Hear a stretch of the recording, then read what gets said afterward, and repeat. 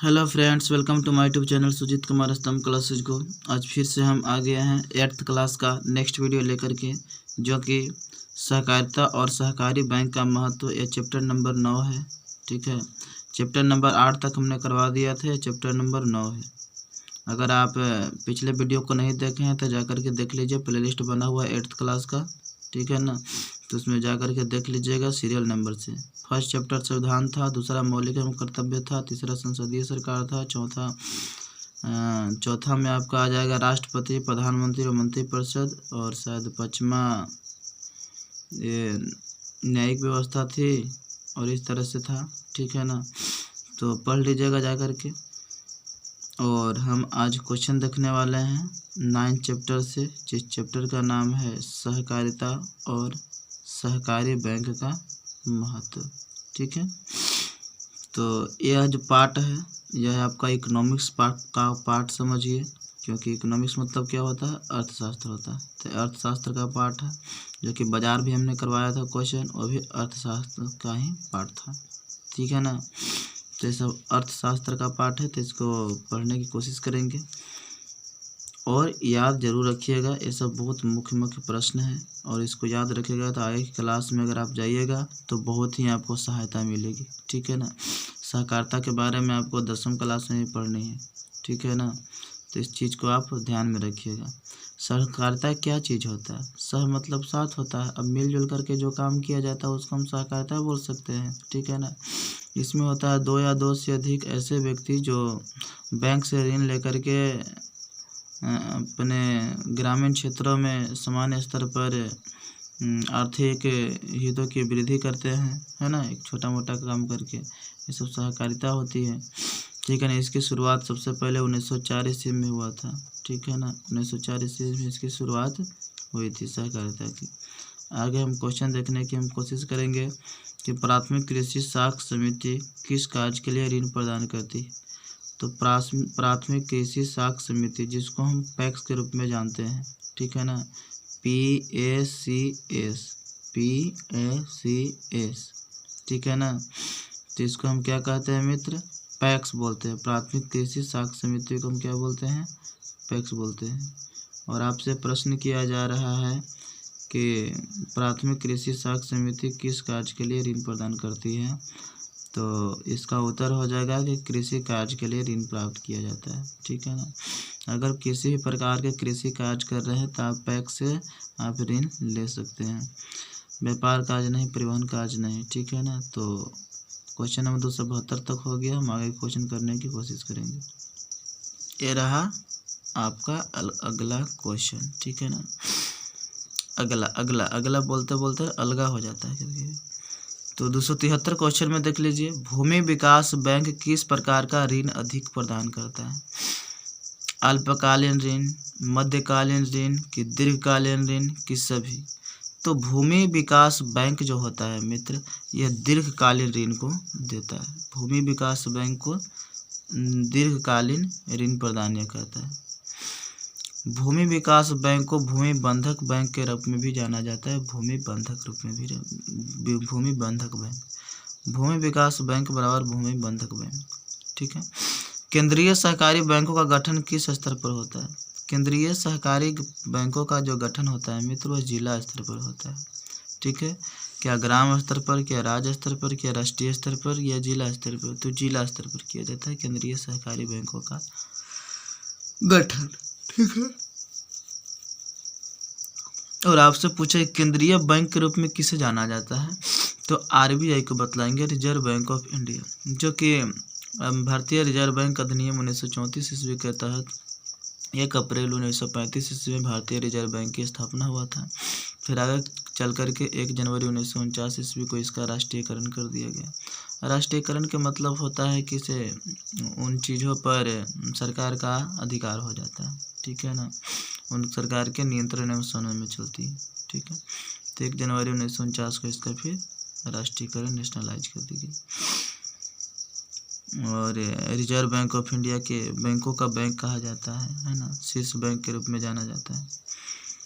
भारत में कौन सिंचाई का साधन है? तो भारत में कौन सिंचाई का साधन है मित्र? नहर है, कुआं है, नलकूप है, तालाब है, इनमें से सभी है। तो भारत में कौन सिंचाई का साधन है? तो सिंचाई का साधन क्या है मित्र? इसमें तो नहर भी है, कुआं तथा नलकूप भी या तालाब भी, ये सब सिंचाई से कर सकते हैं, ठीक है ना। आज तो इतना मोटर हो गया है कि आप उससे कर दे रहे हैं, लेकिन पहले तालाब से भी होती थी, नहर से होती थी, नहर से आज भी हो रही है खेती, कोई दिक्कत नहीं है, ठीक है ना। इसमें डी ऑप्शन राइट हो जाएगा।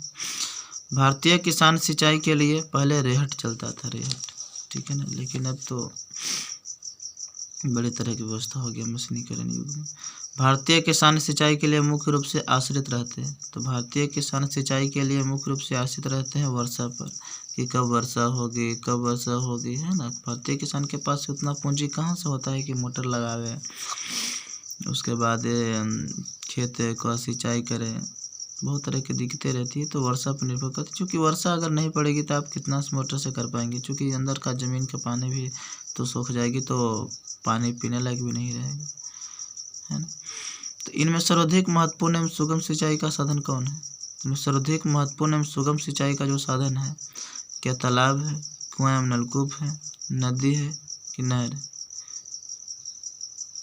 इनमें सर्वाधिक महत्वपूर्ण एवं सुगम सिंचाई मतलब जो आसानी से सिंचाई हो जाए और वह महत्वपूर्ण रहे, वह कौन सा सिंचाई हो सकता है? तो यह हो सकता है, पहले लोग कुआं खुदवा लेते थे जहाँ मन तहाँ, और कुंडी के द्वारा, कुंडी के नाम सुने होंगे, ठीक है ना। ऐजा बड़ा ऐसा रहता है, ऊपर गोल इस टाइप का रहता था, ठीक है ना, कुंडी, और उसी से बाहर पानी निकाला जाता था, वह लाठा कुंडी जिसको बोलते हैं, ठीक है, उसी से पानी निकाला जाता था और पटाया जाता था, ठीक है। तो मतलब पहले जो व्यवस्था था, है ना, महत्वपूर्ण था और सुगम था, वो था कुआं एवं नलकूप की व्यवस्था किया गया था। सिंचाई कृषि के लिए डॉट डॉट है। सिंचाई कृषि के लिए परम आवश्यक है कि अनावश्यक है कि अत्यंत आवश्यक नहीं है? तो सिंचाई कृषि के लिए ना परम आवश्यक है। परम मतलब बहुत ज़्यादा आवश्यक है। बहुफसली योजना की सफलता किन सुविधाओं पर निर्भर करता है? तो बहुफसली मतलब जो बहुत सारा फसल उत्पादन करता है, उस तरह की योजना की सफलता किन सुविधाओं पर निर्भर करती है? सिंचाई पर, गैर सिंचाई पर, ट्रैक्टर पर कि बैल पर? तो बहुफसली जो योजना होता है मित्र, उसकी जो सफलता होती है ना, ओहो क्या हाल है। बहुफसली योजना की सफलता किन सुविधा पर निर्भर करती है? सिंचाई की व्यवस्था रहती है ना। तो इसमें बैल, पहले बैल से दमाही होता था, बैल से जोताता था, है ना, ये सब होता था, लेकिन आजकल तो ट्रैक्टर हो गया है ना, और दमने की ज़रूरत भी नहीं पड़ती है, लोग झरवा देते हैं, इस तरह की व्यवस्थाएं हैं। पानी भूमि से अधिक डॉट डॉट है। तो पानी भूमि से अधिक मूल्यवान है, पानी भूमि से अधिक मूल्यवान है। नियमित तथा अधिक जल चाहने वाली फसलों में प्रमुख है क्या? नियमित तथा अधिक जल चाहने वाला मतलब जो जल ज़्यादा लेता है, तो धान भी लेता है और ईख भी लेता है। ईख को भी खूब पानी चाहिए, धान को भी खूब पानी चाहिए, मतलब इसका डी ऑप्शन क्या हो जाएगा? राइट हो जाएगा, ठीक है ना। तो डी ऑप्शन राइट हो जाएगा, टिक मार दे इधर बेकार की, डी में था ही हमसे। राज्य सहकारी बैंक के वित्तीय साधन क्या है? राज्य सहकारी बैंक के वित्तीय साधन क्या है? नाबार्ड से प्राप्त ऋण, भूमि विकास बैंक से ऋण, भारतीय स्टेट बैंक से प्राप्त ऋण या राज्य सरकार से प्राप्त ऋण? बताइए। तो राज्य सहकारी बैंक के वित्तीय साधन है, राज्य सहकारी बैंक के वित्तीय साधन क्या है? नाबार्ड से प्राप्त ऋण होगा, कि भूमि विकास बैंक से प्राप्त ऋण होगा, कि भारतीय स्टेट बैंक से प्राप्त ऋण होगा, कि राज्य सरकार से प्राप्त ऋण होगा? तो राज्य सहकारी जो बैंक का जो वित्तीय साधन होता है ना मित्र, जो धन का जो साधन होता है, नाबार्ड से प्राप्त एक ऋण होता है, एक राज्य सरकार से प्राप्त ऋण होता है। तो ये दो तरह की होती है, मतलब ये ऑप्शन राइट हो जाएगा। भूमि विकास बैंक किसानों को किस तरह का ऋण प्रदान करती है? तो भूमि विकास बैंक ट्रैक्टर आदि महंगे कृषि यंत्र के लिए भी सही है, खाद के लिए अल्पकालिक ऋण नहीं, ये तो आपका दीर्घकालीन ऋण प्राप्त करती है। भूमि में अस्थायी सुधार करने के लिए भी सही है, खदान की खरीद बिक्री करने के लिए नहीं। AMC इसका सही माना जाएगा। भूमि में स्थायी सुधार करने के लिए, ट्रैक्टर आदि महंगे कृषि यंत्र को खरीदने के लिए। सिंचाई के लिए वर्षा पर निर्भरता उचित नहीं है क्योंकि यह अनायास प्राप्त साधन है। यह निश्चित तथा अनियमित है ना, कब वर्षा होगी कि नहीं होगी यह निश्चित होती है। इसमें क्षेत्रीय समानता होती है ना, किसी जगह ज़्यादा पानी पड़ता है तो किसी जगह कम पड़ता है ना। जहाँ पे पेड़ पौधे ज़्यादा रहेंगे वहाँ पे तो पेड़ जब ज़्यादा पड़बे करेगा, वर्षा तो होगी। जैसे मेघालय की मैं बात करूँ, मासीराम मेघालय, तो वहाँ पेड़ पौधा कितना है, वहाँ बहुत ज़्यादा है। लगभग मैं बात करूँ कि 86% तक पेड़ पौधा वहाँ है, ठीक है ना, मेघालय में। इसलिए वहाँ आप देखिए मासेराम देखिए, चेरापूंजी देखिए, कितना वर्षा होती है, बहुत ज़्यादा होती है, जो कि मेघालय में। तो जितना पानी होगा, जैसे अंडमान निकोबार है तो वहाँ भी लगभग 90% जो है ना पेड़ पौधा है। वहाँ दोपहर तक है ना 12 बजे तक सुबह से 12 बजे तक धूप उगा हुआ रहता है और 12 बजे के बाद धूप खत्म, मतलब कि बादल छा जाती है, वर्षा स्टार्ट हो जाती है प्रतिदिन। देखिए कितना पानी पड़ता है उतना, क्योंकि पेड़ पौधा रहेगा तो पानी तो पड़ेगा ही। वन है तो हम हैं, नहीं कि हम हैं तो वन है, क्योंकि हम नहीं थे फिर भी वन था, लेकिन आज अगर वन है तो फिर तभी हम हैं।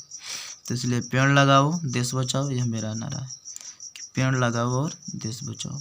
प्रत्येक नागरिक का यह कर्तव्य है कि प्राकृतिक पर्यावरण की रक्षा करें और उस पर विकास करने की कोशिश करें, ठीक है ना। ये तो आपका मौलिक कर्तव्य भी दे रखा है, लेकिन आप लोग मौलिक कर्तव्य कहाँ मानते हैं? मौलिक अधिकार तो सिर्फ मानते हैं कि नहीं विद्यालय हमको दीजिए लेने के लिए, विद्यालय हमारा अधिकार है कि विद्यालय खुलनी चाहिए, है ना।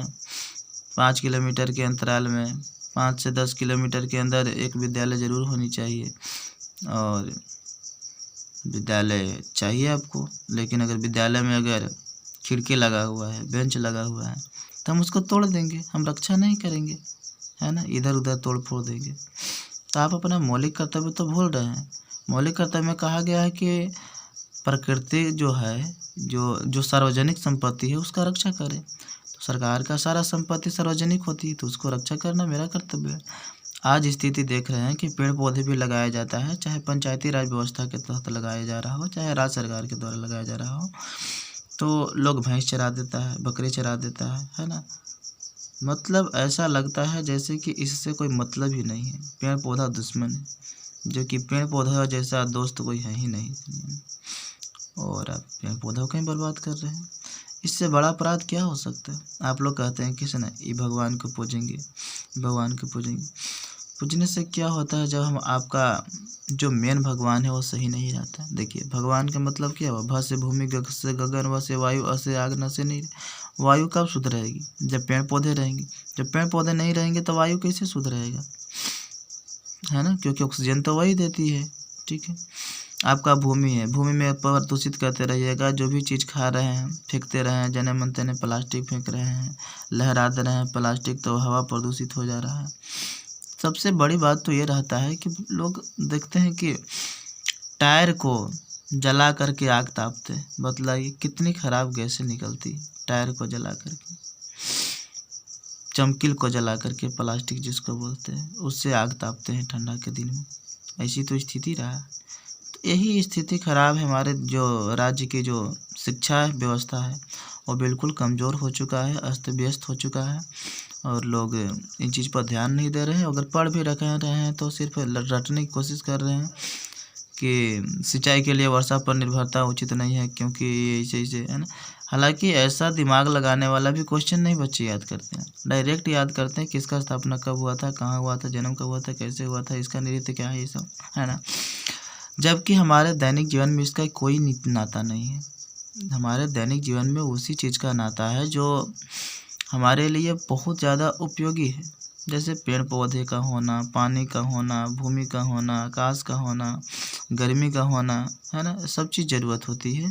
तो इन चीज़ों का आप लोग नकार रहे हैं, और आप किसी दूसरा चीज़ को आप जहाँ मन तहाँ टिक करके पूजा करने लग रहे हैं। छठ पर्व हुआ कुछ समय पहले, इसमें क्या सूर्य भगवान जो हैं, आप कहते हैं कि सूर्य भगवान हैं, तो आप बतलाइए कि वो कहते हैं कि इसे नदियों में प्रदूषित किया जाए, पानी को प्रदूषित किया जाए, इतना सारा पटाखे फोड़ करके हवा को प्रदूषित किया जाए? बताइए, क्या ऐसा कहते हैं वे? नहीं। तो आप तो अपने प्राकृतिक सौंदर्य को समाप्त कर रहे हैं, तो क्या होगा इस पृथ्वी पर? बताइए। सब सोचने वाली बातें हैं।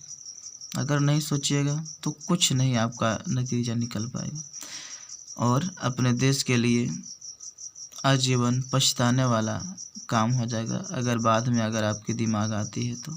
सिंचाई के लिए वर्षा पर निर्भरता उचित नहीं है, क्योंकि यह अनायास प्राप्त साधन है। यह निश्चितता तथा अनियमितता है और इसमें क्षेत्रीय समानता है, कहीं पानी पड़ती है तो नहीं। तो ये ऑप्शन इसका राइट हो जाएगा। अगला देखिए, कृषि साख सहकारी समिति किसानों को ...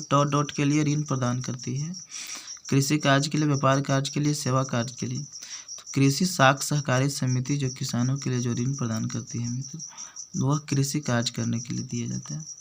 कृषि साख सहकारी समिति, ठीक है ना, जिसको नाबार्ड कहते हैं, किसानों को लिए ऋण प्रदान करती है कृषि कार्य करने के लिए, ठीक है ना। तो इस तरह से आपका 285 क्वेश्चन तक हो गया। 272 से शायद था, तो इसमें भरसक 13-14 क्वेश्चन हो गया है। और अगला चैप्टर और लास्ट चैप्टर है ना, 8th क्लास का 10वां का, जो कि हम कल लेकर के आ जाएंगे, ठीक है ना। तो अगर अच्छा वीडियो लगता है तो लाइक कीजिए, शेयर कीजिए, सब्सक्राइब कीजिए, और कमेंट में लिखकर ज़रूर बताएं कि ये वीडियो कैसा लगता है, ठीक है। Thank you for watching video.